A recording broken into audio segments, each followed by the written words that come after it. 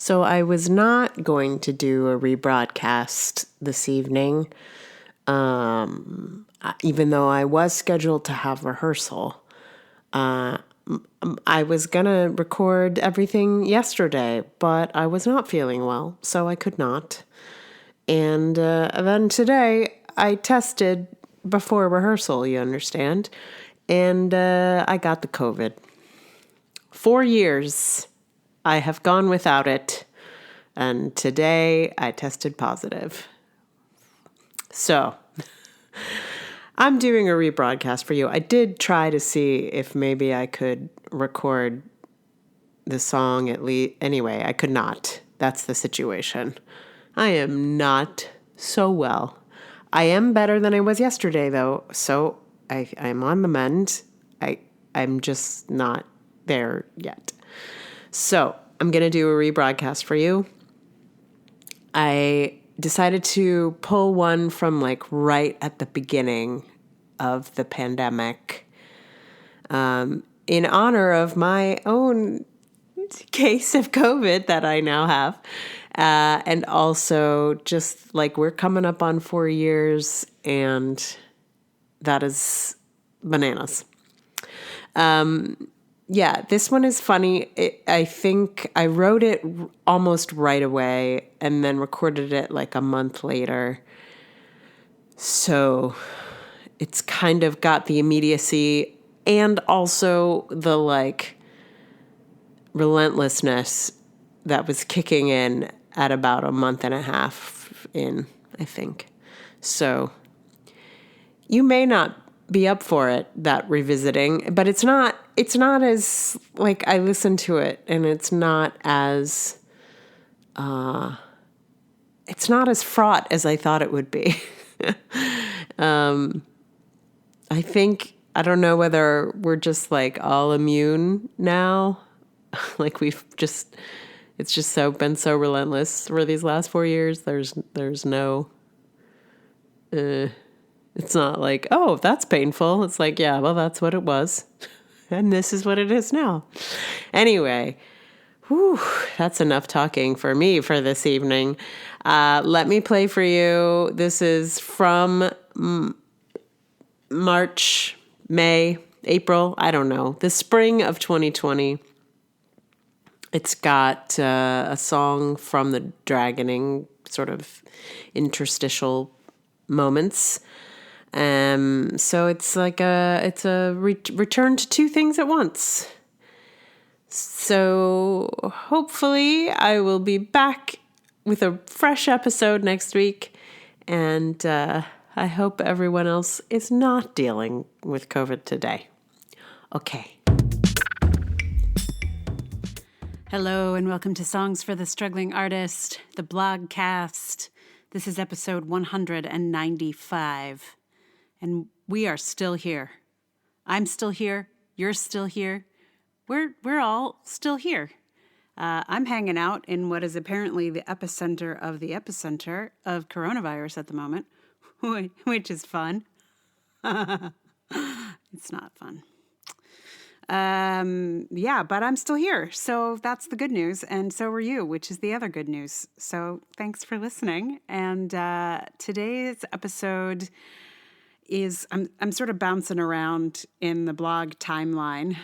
If only we could bounce around in our own timelines, but alas. Anyway, this one is kind of in the middle. It's not the most recent one I've done, and it is not the next one kind of up from where I left it. I don't know if any of you are paying attention to the orders of these things, and maybe you don't care, which is probably the case. So, which is why I'm not worrying about it. But if there's something about it that, you know, is driving you crazy, please let me know, because I'm just bouncing around basically according to what song I can put where at this point. I prefer to go in the order that they were posted, but it's just not so possible right this second. So yeah, the next one in the order that it was posted would be this one about kind of Alec Baldwin and his discomfort with his harassing friend. And And the song that I'm going to put with it, I am working on. It's not quite ready yet. It's got a lot of jazz chords, so it's taken me a minute. It's just taken me a minute.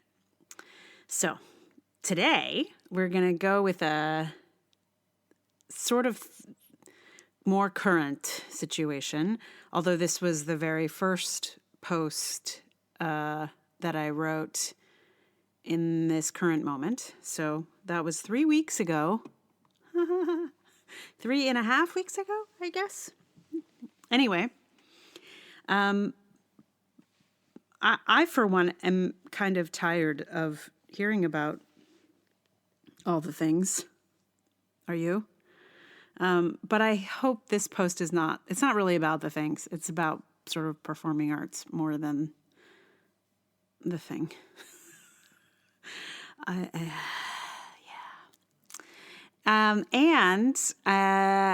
Before I read it to you, I wanted to tell you that the new podcast is out. The first episode is up. It is called The Dragoning. And it's right now only on Anchor and on Spotify. It's on Spotify because Spotify owns Anchor. So that's how those happened quickly. And also on YouTube. It will be on the other platforms, I hope, eventually, but it takes a little while for the distribution to kick in that way. So meanwhile, Spotify, Anchor, and I'm going to drop it into this podcast feed in a few days. So you don't even have to go anywhere. It's going to come to you in just a matter of days. So don't be surprised if you're like, what's this different thing in here? That's what it's going to be. I'm trying the old standard, throw another podcast into another podcast's feed in a few days. But I'm not going to do it right just now because this podcast has to go out first. That's the rules that no one cares about. But I'm going to follow them anyway. So that's up and that's happening and that's exciting and fun. And I think that's the longest intro I've done in a very long time. And with that, I will just have us just dive right in to this post, which is called Performing Arts Going Dark. Have you all read Station 11? I mean, don't if you haven't. Even the author recommends waiting a few months to read it. It's a little too relevant right now. It's a little too close to home. It begins with a pandemic that leads to the radical upending of civilization. You can see why you might want to wait a minute to get into it. But I've been thinking about it a lot this week. Not just because of the pandemic, but because of what happens after the pandemic. The heart of the story is a traveling Shakespeare company that tours the devastated country. When nothing is left, we have the arts. At the moment, with all the performing arts canceled, it can feel like our work is unimportant or inessential. Suddenly, it is technically palpably dangerous to do what we do. Suddenly, it has become reckless to gather people in a room and share things with them. Suddenly, the very thing that makes the performing arts so magical is the thing that makes them dangerous. Almost everyone I know in New York works in the performing arts in some capacity, and almost everyone I know is in a state of absolute disarray. As show people, we are built with an intense drive for the show going on.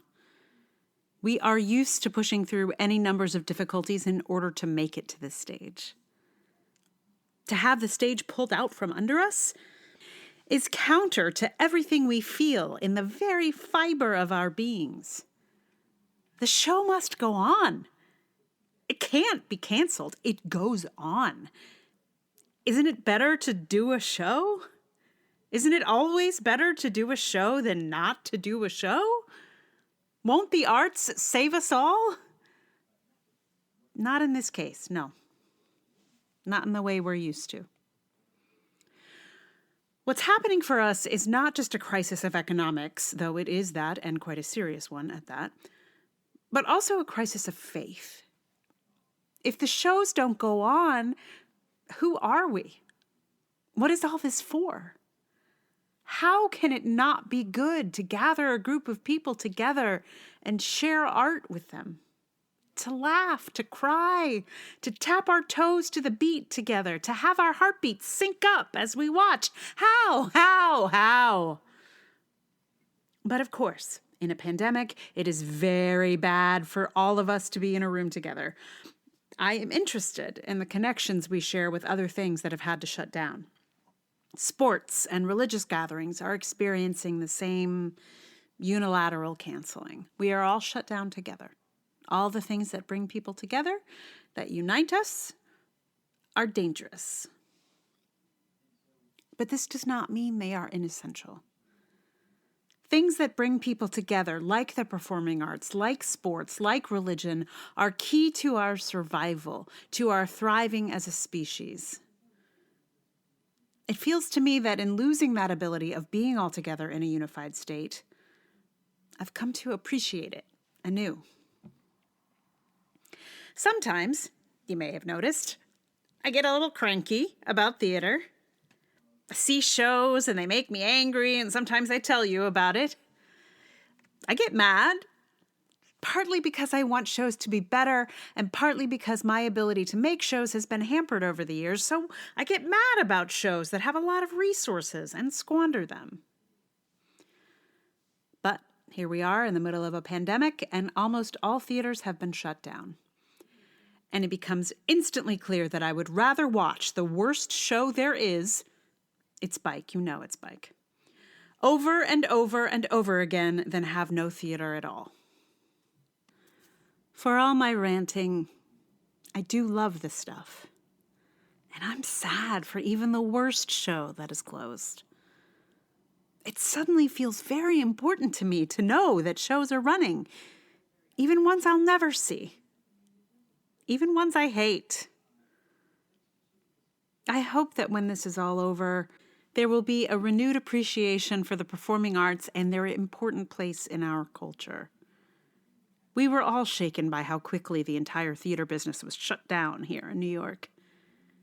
It was as if someone flicked a switch, and thousands of people lost their jobs, and thousands more lost their dreams. Like that. In an instant. But this doesn't mean the arts are a frill that get dropped in a time of crisis. It's just that being with people is what the performing arts are all about, and suddenly being with people is dangerous, and so the performing arts become the most dangerous. And not because theater people are some of the most touchy-feely people out here either. It's because a bunch of people breathing the same air is the heart and soul of the work. And right now that air is treacherous. So we have to stop. But maybe once this is past, we can come to appreciate what we lost when the theaters went dark. Maybe it doesn't need to be as extreme as Station 11, where survivors form a community-building Shakespeare company.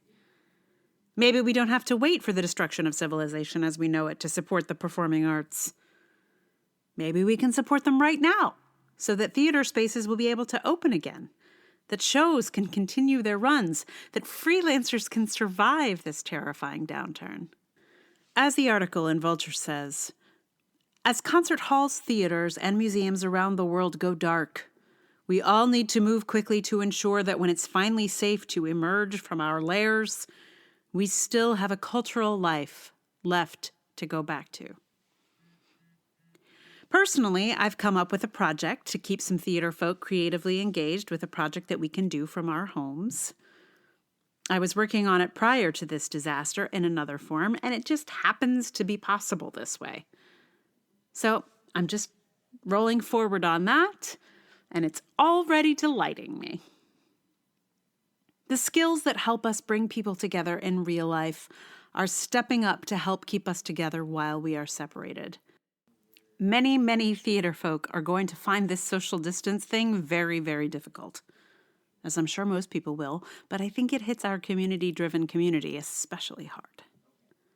I feel quite certain this will drive a lot of them to become very inventive, to create distance community, and whatever those inventions are will benefit us all in the long run. There will be theater when this is all over, and concerts and dances, and hopefully we will all appreciate them and being with each other all the more. So it's funny to read that now. It's only been 3 weeks, but it feels like a lifetime ago that I wrote that. But it still gets me. It still gets to me. It's still like, oh gosh. I don't know. Now everything's gone dark. It's not just the performing arts. Not everything, but a lot of things.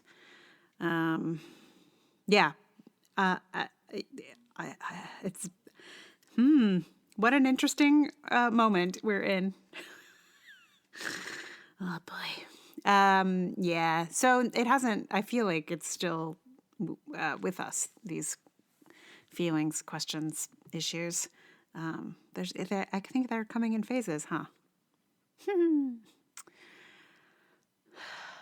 I have a friend who can only read Station 11, by the way. I feel like sometimes some of us need to just like look directly at the problem. I think that's why like a lot of those disaster movies were super popular in the first weeks of this thing. Everyone was like, we got to just like watch other people go through this and see what they did, maybe? I don't know. I definitely understand the impulse. If I had a copy of Station 11 with me, I would absolutely be reading it again. Not a question. I don't know where my copy ended up. I think I probably gave it to someone. But if I had it here, I would be reading it. There's just not a doubt in my mind. Not that I could recommend it to you at this moment. It's really good, but I don't know.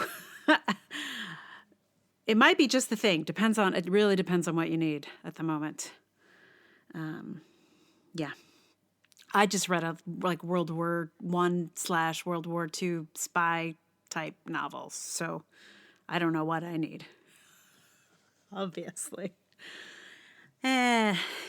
So let me tell you the things now. Here are the things. Like I told you at the beginning of this episode, I am going to drop in an episode, the demo episode of the first episode of the Dragoning. That's going to show up later. But for today's song, I'm going to give you a song that I wrote for the podcast that I decided not to use. So before you hear the actual podcast, you're going to hear what I rejected from the podcast, which is maybe a weird choice, but I don't know. If you feel like you want to listen to them the other way, feel free. But I had this kind of idea, this kind of add-on idea to the story that existed, where I was going to create like a radio station that lived in the world of the story and have songwriters write songs that fit with the world and have some like jingles and talk radio. And it was a kind of open possibility. Someone I talked to about this said it reminded her of Grand Theft Auto, where apparently in the cars there's radio stations that are just like different radio stations that are just for that game. I obviously knew nothing of such a thing before, but was delighted to hear about it. So that was sort of what I was thinking. But what ended up... So I made the whole episode with that kind of added piece. But in listening to the whole thing, it just sort of confused matters. It feels like it diluted the story a little bit, and like someone listening might be confused about how it relates to what they just heard, and it doesn't really. It's just like extra atmosphere. Anyway, that's the whole kind of story, I guess, of the nixing of this particular song. But I'm not prepared with another song to give you for the podcast, so I thought I'd put it here because there is reference to this project in this blog. When I talk about working on something immediately, that's what this is. That the piece that I'm talking about in the piece is the dragoning. So, and I wrote this song during this time also. So, it's a very of the moment situation, although it has nothing to do with what's actually happening. I don't think. I don't know. I do have an idea, and I'm not sure if I'm going to do it, to drop in bits of Dragon City Radio into the podcast feed for the dragoning. I have not yet decided whether I will do that, if I will be soliciting sort of ideas and songs and whatnot from other artists. It's all still kind of on the table. It's an open question. So stay with me on that journey. We'll find out. But meanwhile, I will play for you a chunk of Dragon City Radio that will not be featured on episode 1 of the Dragoning. Meanwhile, if you would like to support this podcast, you can tell someone about it, share it with someone, put it on the social medias. I know medias is not a word. Social media, yes. And then you can also support the podcast with money, which is very nice.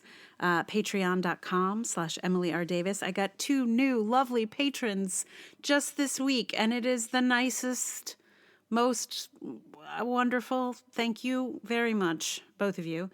It's a hard time for artists, but it's actually really sweet on another level. So thank you for that.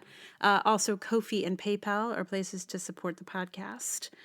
If you would like to help make the other podcast, to help make the Dragoning, there's an Indiegogo campaign for that happening as well. So you can support that and get some swag and be part of that experience. I will throw the link to that in the show notes. But it's the Dragoning at Indiegogo, so you can search for it if you're more keen to search. It's searchable, I'm pretty sure. So, yeah, that I believe is all. Thank you for being here, for listening. I feel like it's really kind of a lifeline to just like know that we're all here, like hearing each other and. I don't know. So thanks. Thanks for that. Yeah. Without further ado, I shall give to you Dragon City Radio.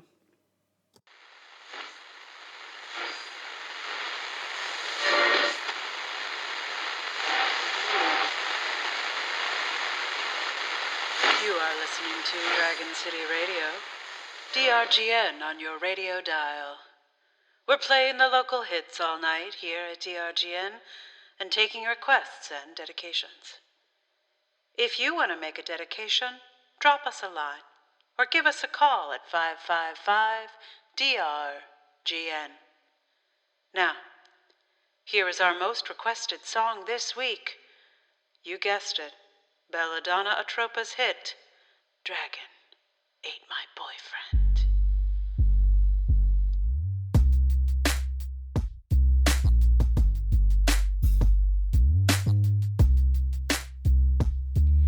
Dragon ate my boyfriend. She ate my boyfriend. Dragon ate my boyfriend, and now I'm all alone.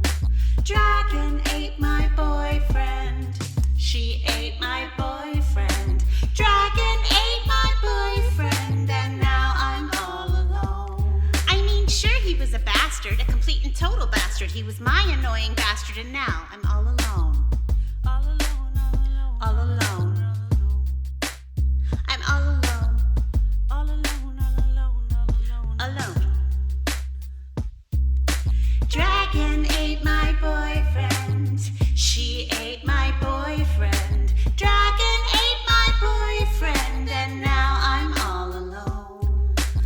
Was he condescending? Yes, of course he's condescending. Condescending and patronizing, too. But I could tolerate him till you went and betrayed him. With one big bite you didn't even chew. Dragon, why do you leave me lonely? Why do you take my love away? Dragon, why do you eat my darling and left me in this mess? Look, I know he was annoying. Does that make him worth destroying? I mean, sure, I thought about it once or twice, but I never would have done it, even if I could have swung it, 'cause I'm patient and I'm tolerant and nice. Dragon ate my boyfriend. She ate my boyfriend. Dragon ate my boyfriend, and now I'm all alone. Dragon ate my